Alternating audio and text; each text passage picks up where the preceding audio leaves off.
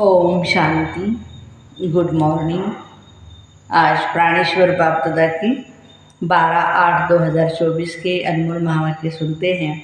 मीठे बच्चे, अब वापस घर जाना है, इसलिए बाबा को याद करने और अपने चरित्र को सुधारने की मेहनत करो। प्रश्न है, अज्ञान नींद में सुलाने वाली बात कौन सी है? उससे नुकसान क्या हुआ? उत्तर, कल्प की आयु लाखों वर्ष कहना यही अज्ञान की नींद में सुलाने वाली बात है। इससे ज्ञान नेत्रहीन हो गए, घर को बहुत ही दूर समझने लगे। बुद्धि में है अभी तो लाखों वर्ष यहाँ ही पार्ट बजाना है, सुख दुख का, इसलिए पावन बनने की मेहनत ही नहीं करते हैं। तुम बच्चे जानते हो अभी घर बहुत ही नज़दीक है, अब हमें मेहनत करके कर्मातीत बनना है। ओम शांति। मीठे मीठे बच्चों, अब बाबा ने घर याद दिलाया है। भर भक्ति मार्ग में भी घर को याद करते, परंतु वहाँ जाना कब है, कैसे है, ये कुछ नहीं जानते। कल्प की आयु लाखों वर्ष कह देने के कारण घर भी भूल गए हैं। समझते लाखों वर्ष यहाँ ही पार्ट बजाते हैं तो घर भूल जाता है। अभी बाबा याद दिलाते हैं, बच्चे घर तो बहुत नज़दीक है, अब चलेंगे अपने घर। मैं तो बच्चों के बुलावे पर आया हूँ, क्या चलेंगे? बाबा पूछ रहे बच्चों को, चलेंगे? कितनी सहज बात है। भक्ति मार्ग में भी पता नहीं पड़ता है कब मुक्ति धाम में जाएंगे। मुक्ति को ही घर कहा जाता है। लाखों वर्ष कह देने के कारण सब कुछ भूल गए हैं। बाबा को भी भूलते हैं तो घर को भी भूलते हैं। लाखों वर्ष कहने से बहुत ही फर्क पड़ जाता है। अज्ञान नींद में जैसे सो जाते हैं, किसको भी समझ में नहीं आता। भक्ति मार्ग में घर कितना दूर बताते। बाबा कहते, वाह, मुक्ति धाम में तो अभी जाना है। ऐसे थोड़ी है तुम कोई लाखों वर्ष भक्ति करते हो, तुमको पता भी नहीं कि भक्ति कब से शुरू होती है। लाखों वर्ष का हिसाब तो करने की दरकार ही नहीं। बाप को और घर को भूल गए हो, ये भी ड्रामा में नोंद है, परंतु नाहक इतना दूर कर देते हैं। अब बाप कहते, बच्चे घर तो बिल्कुल नज़दीक है, परम धाम। मैं आया हूँ तुम सबको ले चलने। घर चलना है, अपने परम धाम में जाना है तो पवित्र जरूर बनना पड़ेगा। गंगा स्नान आदि तो तुम करते ही आए, परंतु पवित्र नहीं बने। अगर पवित्र बनते तो घर चले जाते, परंतु घर का भी पता नहीं तो पवित्रता का भी पता नहीं। आधा कल्प से भक्ति भी की है तो भक्ति को छोड़ते नहीं। अब बाबा कहते, बच्चे भक्ति पूरी होती है अपनी।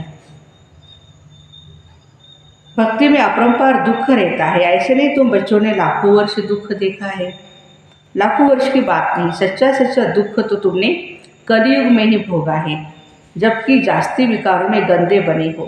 पहले जब रजों में थे तो कुछ समझ नहीं थी, अभी तो बिल्कुल ही बेसमझ हो गए हो।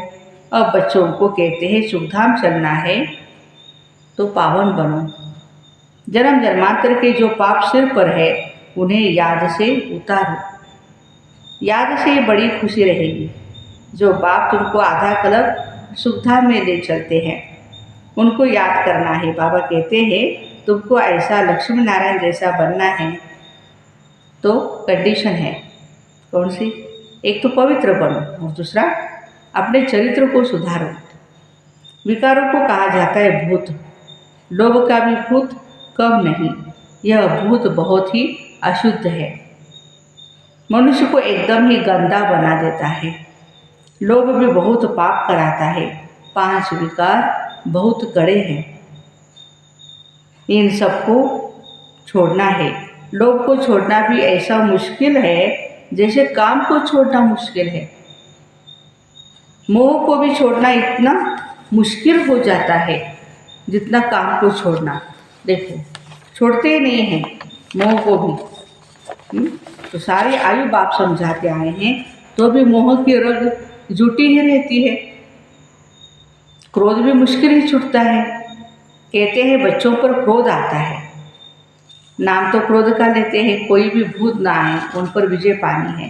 बाबा कहते हैं, जब तक मैं हूँ तब तक तुम पुरुषार्थ करते रहो। बाप कितना वर्ष रहेंगे? बाप इतने वर्षों से बैठ समझाते हैं, अच्छा टाइम देते हैं। सृष्टि चक्रों को जानना भी बहुत सहज है। 7 दिन में सारा ज्ञान बुद्धि में आ जाता है। बाकी जन्म जन्मांतर के पाप कटने में देरी लगती है, यही मुश्किलात है। उसके लिए बाबा टाइम देते हैं। माया का अपोजिशन बहुत होता, एकदम भुला देती है। यहाँ बैठते हैं तो सारा समय याद में ही बैठते हैं, ऐसे थोड़ी है। बुद्धि और तरफ भटकती रहती है। इसलिए टाइम देना है, मेहनत कर कर्मातीत अवस्था को पाना है। पढ़ाई तो बहुत सहज है। सेंसिबल बच्चा को तो 7 रोज में सारा ज्ञान समझ ले। ये 84 का चक्र कैसे फिरता, बाकी पवित्र बनने में सारी मेहनत है। इस पर कितने हंगामे होते हैं। समझते हैं बात तो राइट है। हम ग्लानि करते थे कि ये ब्रह्मा कुमारियाँ सभी को भाई बहन बनाती है, परंतु बात तो बरोबर राइट है। जब तक हम प्रजापिता ब्रह्मा के बच्चे नहीं बने, तब तक पवित्र कैसे रह सकेंगे। क्रिमिनल आय से सिविल आय कैसे बन सकती है। ये युक्ति बड़ी अच्छी है। हम ब्रह्मा कुमार कुमारियाँ हैं तो भाई बहन हो गए, इसमें बड़ी मदद मिलती है। सिविल आय बनाने में ब्रह्मा का कर्तव्य भी है ना। ब्रह्मा द्वारा देवी देवता धर्म की स्थापना अथवा मनुष्य को देवता बनाना। बाबा आते हैं पुरुषोत्तम संगम युग पर, तो समझाने की कितनी मेहनत करनी पड़ती है। बाप का परिचय देने के लिए ही इतने सेंटर्स खोले जाते हैं। बेहद के बाप से बेहद का वर्षा लेना है। भगवान तो है ही निराकार। श्री कृष्ण तो देहधारी है, उनको भगवान नहीं कह सकते। कहते भी है हे भगवान आकर के भक्ति का फल दो, परंतु भगवान का तो किसी को परिचय नहीं। कितना तुम समझते हो, समझाते हो, फिर भी समझते नहीं। देहधारी तो पुनर्जन्म में आते जरूर। अब उनसे वर्षा मिल न सके, आत्माओं को एक ही परमपिता परमात्मा से वर्षा मिलता है। मनुष्य को जीवन मुक्ति दे नहीं सकते। यह वर्षा पाने के लिए तुम बच्चे पुरुषार्थ कर रहे हो।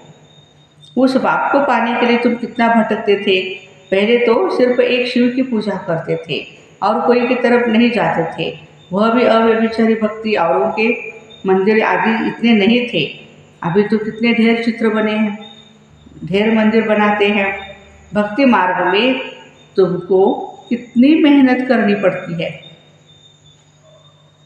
तुम जानते हो शास्त्रों में कोई गति सदगति का रास्ता नहीं है।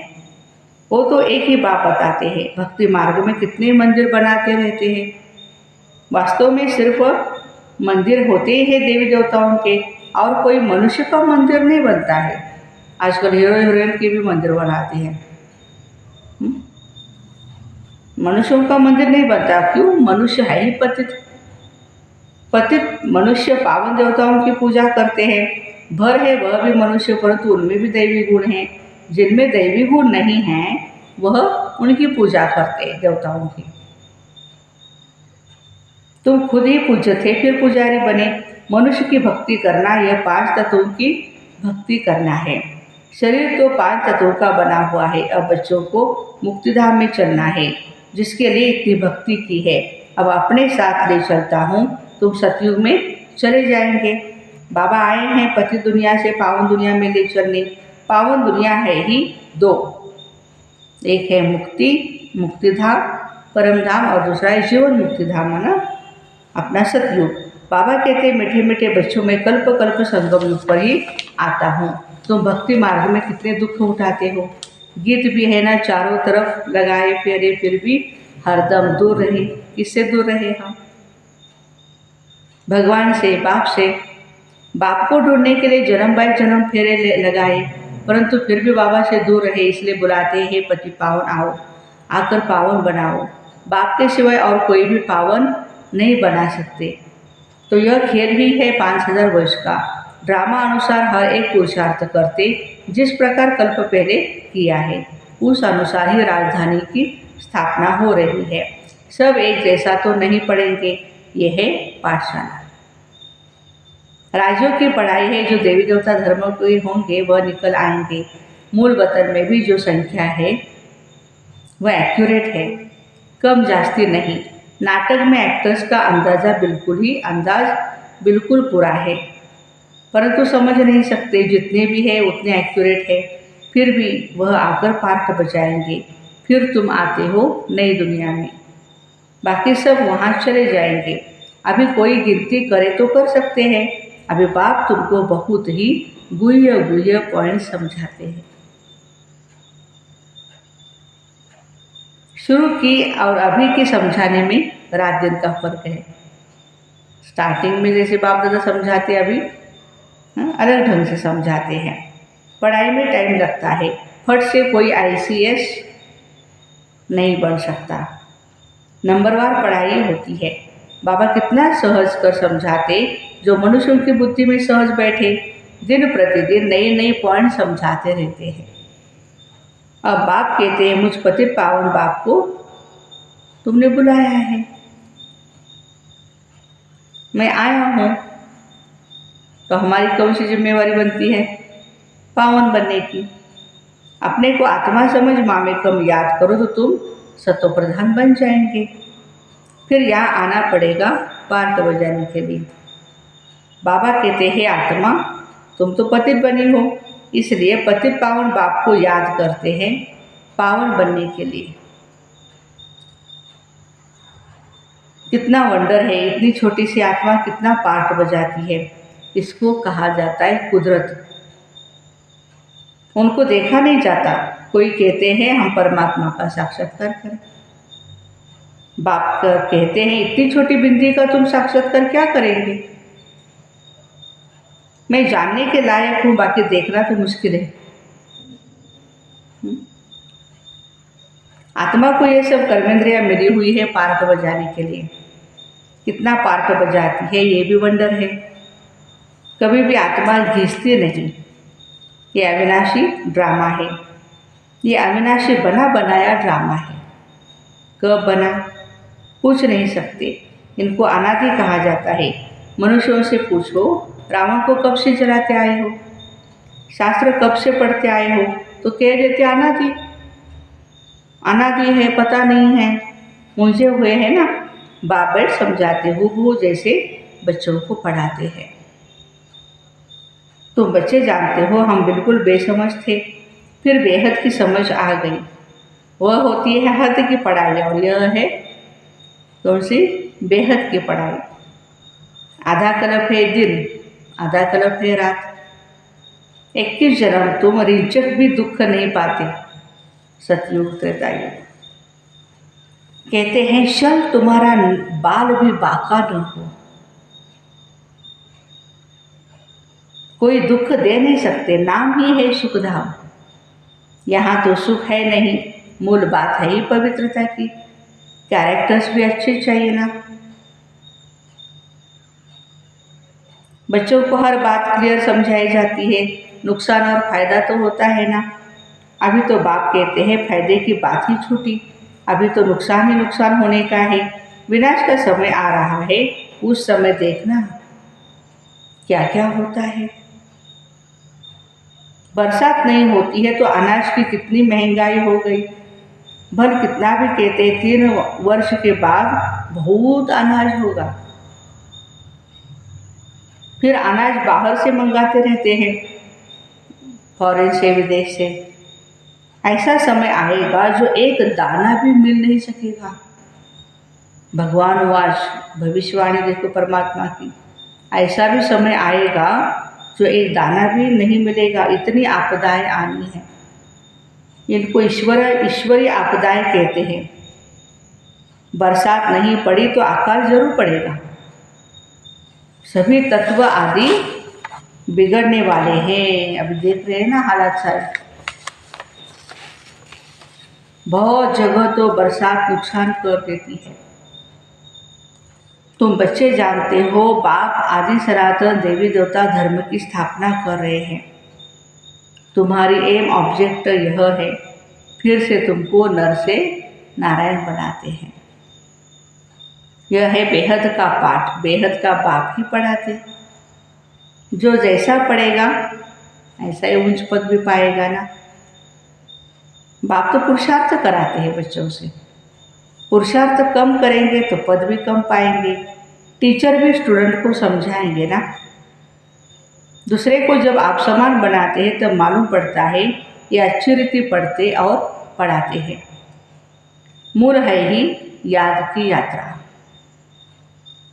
सिर पर पापों का बोझा बहुत है, मुझे याद करो तो पाप भस्म हो। यह है रूहानी यात्रा। छोटे बच्चे को भी सिखलाओ कि शिव बाबा को याद करो। उनका भी हक है परमात्मा से वर्षा लेने का। ये नहीं समझेंगे कि अपने को आत्मा समझ बाप को याद करना है, नहीं, सिर्फ शिव बाबा को ही वो याद करेंगे। मेहनत करने से उनका भी कल्याण हो सकता है बच्चों का। अच्छा, मीठे मीठे सिकरते बच्चों प्रति माता पिता बाप दादा का याद प्यार और गुड मॉर्निंग। रूहानी बाप की रूहानी बच्चों को नमस्ते। हम रूहानी बच्चों की रूहानी माता पिता बाप दादा को याद प्यार गुड मॉर्निंग और नमस्ते। वाह बाबा वाह, शुक्रिया बाबा शुक्रिया। धारणा के लिए मुख्य सार। नर से नारायण पद प्राप्त करने के लिए बेहद के बाप से बेहद का पाठ पढ़कर दूसरों को पढ़ाना है। आप समान बनाने की सेवा करनी है। लोभ और मोह की जो रगे हैं उनको निकालने की मेहनत करनी है। अपने चरित्र को ऐसा सुधारना है जो कोई भी भूत अंदर प्रवेश न हो पाए। वरदान। भगवान और भाग्य की स्मृति से औरों का भी भाग्य बनाने वाले खुशनुमा खुश नसीब भव। अमृत वेले से लेकर रात तक अपने भिन्न भिन्न भाग्य को स्मृति में लाओ और यही गीत गाते रहो, वाह मेरा भाग्य वाह। जो भगवान और भाग्य की स्मृति में रहते हैं वही औरों को भी भाग्यवान बना सकते हैं। ब्राह्मण माना ही सदा भाग्यवान, सदा खुश नसीब। किसी की हिम्मत नहीं जो ब्राह्मण आत्मा की खुशी को कम कर दे। वाह, किसी की हिम्मत नहीं कि हम ब्राह्मण आत्माओं की खुशी को कोई कम कर सके। हर एक खुशनुमा खुश नसीब हो। ब्राह्मण जीवन में खुशी जाना असंभव है। भर शरीर चला जाए लेकिन खुशी नहीं जानी चाहिए। स्लोगन है, माया के झूले को छोड़ अतीन्द्रिय सुख के झूले में सदा ही झूलते रहो। माया के झूले को छोड़ अतीन्द्रिय सुख के झूले में सदा ही झूलते रहो। तो ऐसे भगवान और भाग्य की स्मृति से औरों का भी भाग्य बनाने वाले खुशनुमा खुश नसीब भाई बहनों को ओम शांति।